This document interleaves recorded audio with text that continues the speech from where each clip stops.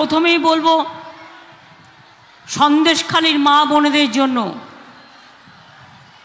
আমি নিজে যা ঘটেছে এবং যেভাবে আমার মা বোনেদের অসম্মান করা হয়েছে, আমি তার জন্য আমি আমার হৃদয়স্থল থেকে আমি মর্মাহত, আমি দুঃখিত। মা বোনেদের নিয়ে অসম্মানের খেলা আর কেউ যেন না খেলে, এটা মাথায় রাখতে হবে।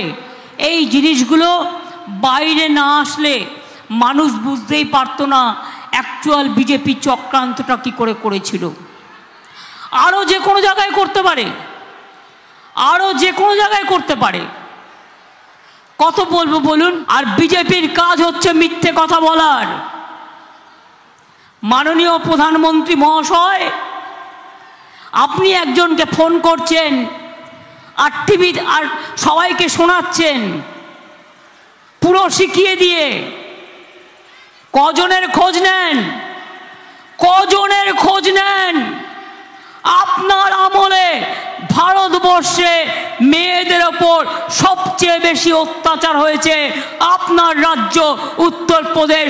তপশিলীদের ওপরে নাম্বার 1 আছে সংখ্যায়। আমাদের এখানে এক দুটো ঘটনা যদি ঘটেও আমরা সঙ্গে সঙ্গে ব্যবস্থা নিই, কারণ আমরা সে যেই হোক, রামই হোক আর রহিমই হোক আর কেষ্টই হোক আর বিষ্ণুই হোক, আমরা কাউকে ছেড়ে কথা বলি না, আমরা অ্যাকশন নিই। আমি আপনাদের নতমস্তক হয়ে আমার প্রণাম সালাম অভিনন্দন জানাই। আর ভাইরা একটু তালি, মায়েরা দিচ্ছে উলুধ্বনি, ভাইরা দেবে তালি, তবেই তো আগামী লোকসভা কেন্দ্রে আমরা বসিরহাট লোকসভা থেকে বিজেপিকে করব খালি, বিজেপিকে করব খালি, আর বিজেপিকে করব খালি।